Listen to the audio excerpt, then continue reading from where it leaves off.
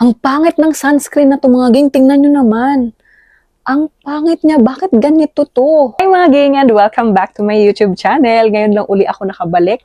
Ngayon lang uli ako nakagawa ng video dito sa aking channel kasi nga medyo naging busy tayo. At dahil summer na, alam niyo na kung ano yung i-review natin related sa summer. At wala pala akong nilagay sa face ko, naglagay lang ako ng lip tint para makita niyo talaga yung bare face ko kasi nga etong ating i-review ngayon is meron talaga siyang related sa ating mukha. At hindi ko na siya patatagalin mga ging at ipapakita ko na sa inyo kung ano yung product na i-review natin ngayon. At eto lang naman yon, etong Miss Chung na tinted sunscreen. At na-curious kasi ako dito mga ging dahil sabi nga ni Miss Chung is meron siyang coverage.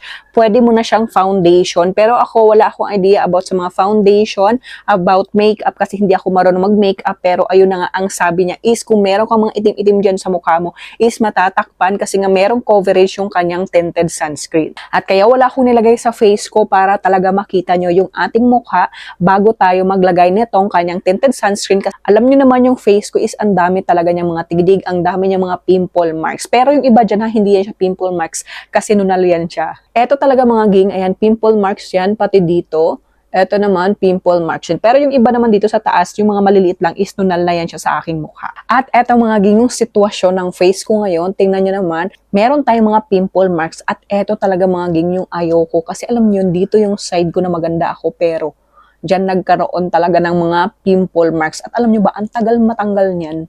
Hanggang ngayon, andyan pa rin. Dito naman is konti lang, tapos yung iba dito is nunal na. Pero ito talaga yung pinaka-ayoko, kaya ito yung una nating lalagyan. Titingnan natin kung effective ba talaga or totoo ba talaga yung sinasabi ni Miss Chung na meron talagang coverage yung kanyang sunscreen. Pero bago ko siya i-apply sa aking face, ayan muna yung packaging nitong ating tinted sunscreen ni Miss Chung. At syempre, babasahin ko rin sa inyo kung ano yung mga nakalagay dito sa kanyang packaging. Dito sa harap, nakalagay lang Miss Chung Essentials Premium Sun Kiss Tinted Sunscreen with SPF 50 PA+++. So maganda siya kasi mataas na rin pala yung kanyang SPF. Tapos meron na pala itong 50 grams ng product. Dito naman sa kanyang likuran, nakalagay lang kung ano ang benefits nitong sunscreen sa ating balat. Then babasahin ko rin sa inyo para meron na rin kayong idea. Lalong-lalo kung naghahanap kayo ng sunscreen na gagamitin ninyo. Meron siyang broad spectrum protection, shield against UVA and UVB rays, SPF 50 PA, tatlong pluses, help prevent sunburn, premature aging, and skin damage. At alam nyo naman, yun talaga yung mga kiniklaim ng sunscreen, yun talaga yung kanyang, yung kanyang benefits. Para hindi tayo matostado, maprotektahan yung balat natin sa sikat ng araw. Even skin tone and blur imperfection. So yun siya, nakaka-blur daw siya ng imperfection. Lightweight and non-greasy, comfortable for all day wear, dual purpose, act as sunscreen and light makeup base. Suitable for daily use, perfect for outdoor and indoor protection. So maganda rin pala siya kasi kung mahilig kang mag-makeup, pwede na rin ito yung gamitin mo as makeup base. Pero ako mga ging, hindi ako marunong mag-makeup. Ang ginagawa ko lang talaga is maglagay ng sunscreen, pagkatapos mag-sunscreen, magpulbo, pagkatapos magpulbo, mag-blush on. Yun lang talaga yung routine ko pag nag-aayos ako. Pero ayun, ang dami ko ng chika. Syempre mag-a-apply na tayo netong Miss Chung Tinted Sunscreen para makita natin kung totoo ba na nakaka-blur talaga siya ng imperfection. Kasi ito talaga mga ging yung ayaw kung andyan sa mukha ko. So maglalagay muna tayo ng konti. Kasi nga napanood ko yung video niya, ang sabi niya sa video na is magpapalitada siya. So ngayon magpapalitada rin tayo ng mukha. Ayan, konti muna ilagay natin. Pero ang lalagyan ko lang dito muna na part para makita nyo yung difference na merong sunscreen at sa walang sunscreen. At dito muna tayo maglalagay. Ayan siya. Wala siyang lagkit mga ging. Hindi siya malagkit. Tapos yung scent naman niya, hindi ko maamoy, pero wala siyang scent. So maganda rin pala siya kasi nga kung example sensitive skin ka, hindi hiyang sa'yo yung sobrang bango. Perfect din to. Kita niyo ba mga ging yung difference niya kanina sa wala pa tayong sunscreen at meron na tayong nilagay. Medyo naglight na ng konti etong ating mga pimple marks na dalawa. Sa video kasi na ginawa ni Miss Chung is hindi talaga siya as in isang lagay lang niya is nag-blur. Parang nakatatlong lagay ata siya noon. So, dadagdagan natin. Titingnan din natin kung hindi ba siya magbuo-buo kahit nakailang apply na tayo ng sunscreen. Kasi ito talaga yung pinaka-focus natin sa ngayon dahil dyan talaga yung meron tayong imperfection na pwede na kailangan nating takpan. Ayan siya. Pangalawang coating na to ha. Tandaan nyo, nakapangalawang coating na tayo para makita natin yung difference kung makakapag ano ba talaga siya. Meron ba talaga siyang coverage at kung matatago ba talaga niya yung ating pa-imperfection. Ayan na siya. And maganda rin siya kasi hindi siya yung nakakaitim ng mukha lalo. Kasi meron din akong na-try na sunscreen, tinted sunscreen is paglagay ko sa face ko is sobrang itim ng mukha ko. Ayan siya. Ito siya sa malapitan. Ayan. Medyo nag-light naman siya ng konti, di ba? Dalawang lagay natin. Pero syempre, hindi tayo magiging bias. At alam niyo naman ako, nagsasabi din talaga ako ng totoo. Ito siya, pangatlo na natin to nalagay. Yan, lapit natin para makita ninyo. Pero ito, yung walang sunscreen, ayan yung kabila. Ano siya? Para tayo naka-powder. Pero hindi siya malagkit. Ngayon natin. Huwag kayong kukurap. Pero hindi naman natin ikakat yan para makita nyo talaga na ano siya. Kung na-cover ba talaga niya. Ayan. Ang gaan niya sa mukha, wala siyang lagkit feeling. Tapos kahit nakatatlong palitada na tayo is hindi siya nagbuo-buo. Ayan, wala siyang pagbuo-buo. Pero ang napansin ko lang ha, is hindi talaga niya totally na blur out etong ating pimple marks. Pero medyo nag-light naman siya ng konti. Pero hindi talaga totally as in na ano siya, natanggal. Ayan, meron pa rin siya. Nakatatlo na tayo. Hindi ko lang alam kung ilang palitada ang kailangan ko para talaga maano to. Para talaga ma-blur out natin etong aking pa-pimple marks. Try natin pang-apat. Test natin ng test. Kasi syempre hindi naman tayo malalaman kung ano, hindi natin etatry. Yun siya. Tap, tap, tap.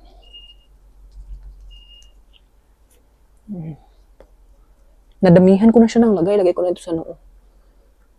Ayan siya. Pasensyahan nyo na ha kung medyo mahaba yung video natin na to. Kasi nga nag-experiment tayo dito. Titingnan natin. Para pareho nating ma-discover. Ayan. Parang sa tingin ko mga ging, kailangan pang-4 or pang-5 palitada para talaga ma-blur out siya. Kasi tingnan nyo naman, pang-4 na natin nalagay, diba? At ganun, hindi na siya gaanong kita. Okay na pala kahit pang-4 na palitada. Patuyuin mo muna siya. Tapos, next ka naman maglagay. At ayan, medyo na-blur out na siya. Hindi na siya ganun kakita, diba? Nag-light na yung ating pimple marks, pero hindi naman siya as in totally talaga nawala. So maganda rin pala to, lalong-lalo kung ang mga pimples natin or mga pimple marks ninyo is hindi naman siya ganun hindi naman siya ganun ka-dark. Mabe-blur talaga niya pag eto yung gamit mo na sunscreen. Yung sa akin kasi sobrang dark kasi nun, kaya hindi talaga siya ganun nawala. Pero itatry din natin siya pang-5 palitada. Kung mawawala ba siya sa pang-5 palitada. Ayan, yung lalagyan na lang natin ha, yung meron na lang meron na lang pa mga itim-itim. Pero yung dito naman sa ko, ayan, nawala kaagad. Di ba meron tayong pimple marks dito? Isang lagay ko lang siya, nawala na siya kaagad kasi nga hindi siya ganun ka-dark. Pero dito kasi sobrang dark. Ay, parang mapuputol na yung video ko. Wait lang. Eto na yung continuation natin mga ging kasi naputol yung video ko kanina. Ayan, hindi ko na yan siya dinagdagan ha, yun na yung kanina. Ayan siya, aayusin lang natin. Naka pa-5 na to. Pang-5 palitada na to. Parang pang-5 palitada nga siya bago ma-blur out yung ko. Yung ating pimple marks. Ayan siya. Ayan, hindi na siya ganun. Diba? Pag sa malayuan, hindi niyo na ganun kita yung ating pimple marks. Pag sa malapit, meron pa siyang shadow. Tapos makikita niyo naman yung difference dito sa walang sunscreen at sa merong sunscreen. At ayan na po yung ating face. Eto na side, meron tayong sunscreen na nilagay. Dito naman is wala. Kayo na lang yung humusga. Ayan siya. Yung dito natin na part, ito yung merong pa sunscreen. Tapos compare nyo na lang kasi hinati ko siya. Hindi ako naglagay dito na side para naman makita natin yung difference. Yung merong sunscreen at wala. At ang napansin ko lang dito is nag-blur na talaga yung aking mga pimple marks. Ayan, hindi na siya ganun kita. Hindi ko ba naayos? Ayan. Hindi na siya ganun kita, lalong-lalo kung sa malayuan, pero meron pa rin talaga siyang pa-shadow. Hindi siya talaga as in totally na blur out netong ating patented sunscreen, pero at least nabawasan siya ng konti. Hindi na ganun kakita yung ating pinaka-dark na pimple marks. Maganda rin pala siya, lalong-lalo kung ang pimple marks mo naman is hindi siya ganun ka-dark, is mablur talaga niya. Yung sa akin kasi, yung case kasi ng sa akin is mas dark talaga siya. Kaya mahihirapan talaga tayo. Pero naman kung hindi ka naman nagmamadali, hala ipalitada mo yung mukha mo, magpatong-patong ka ng sunscreen. Total, hindi naman siya nagbubuo-buo kahit nakapatong-patong na yan. Etong akin nilagay ha, pang 5 lagay na tayo niyan. At ayan, hindi naman siya nagbuo-buo. Pero ngayon, lalagyan ko na yung buong face natin para makita nyo rin yung performance nito ating pa-sunscreen sa buo nating mukha. Maglalagay na tayo dito mga ging. Maganda siya mga ging ha, kasi nga yung scent niya is sobrang ano lang talaga, sobrang light. Halos wala ka nang maamoy. Ganun. Tapos, wala din siyang lagkit factor. Hindi siya malagkit sa balat. Plus, ano siya, ang gaan-gaan lang ng feeling. Para ka lang walang nilagay sa mukha mo, ganun siya.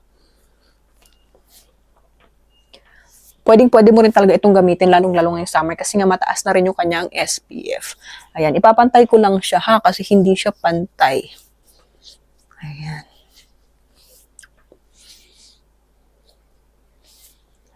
Ayan na yung ating face.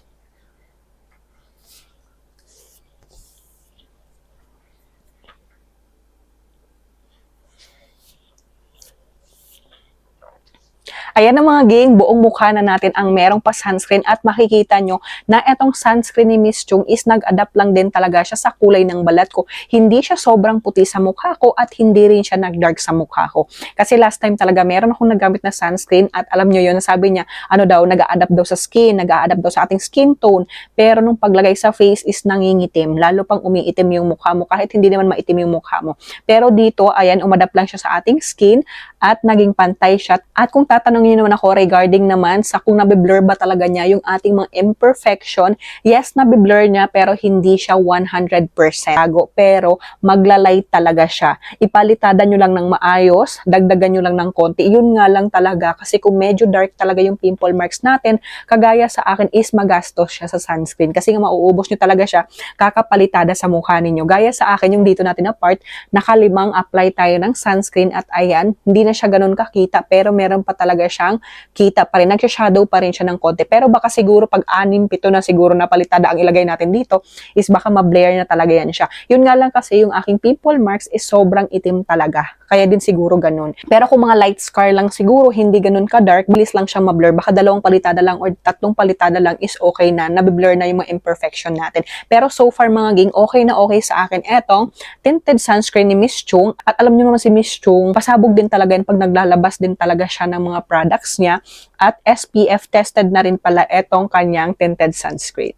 At sa panahon ngayon mga gingha na sobrang init, kailangan talaga natin mag-sunscreen. Alam mo yung kakapasok pa lang ng March, mafe-feel mo rin talaga yung sobrang init na ng panahon. Kaya kung ikaw wala ka pang sunscreen dyan or kung naghahanap ka ng sunscreen na gagamitin mo, gusto mo affordable lang, gusto mo rin ng tinted sunscreen, ilagay mo na sa listahan mo etong Miss Chung na tinted sunscreen or di kaya kung naghahanap ka ng tinted sunscreen na gusto mong gawin as makeup base, pwedeng-pwede rin talaga etong tinted sunscreen ng Miss Chung. At ayun lang mga ging ang video natin ngayon at sana nagustuhan nyo. Pagpasensyahan nyo nang kung ngayon lang tayo ulit nakapag-video kasi nga medyo naging busy talaga yung tita nyo. Ngayon lang talaga ako nakagawa dito ng video sa ating pa YouTube channel pero tatry ko talaga yung best ko na makagawa pa tayo ng video at makapag-review pa ako ng mga ibang product na ma-share ko sa inyo. Kung meron man kayong gusto ipa-review sa akin ng mga product, mag-comment lang kayo para magawan kaagad natin yan ng review pag meron akong time. So ayun lang, maraming salamat sa pagsama at sana sa next ko na video, andyan pa rin kayo. At thank you so much kasi nga kahit hindi ako gaano nakapag-upload ng video dito sa channel ko is nakikita ko naman na nag-i-improve tayo, dumadami na tayo dito sa ating channel. Thank you, bye-bye! See you sa next ko na video, bye-bye!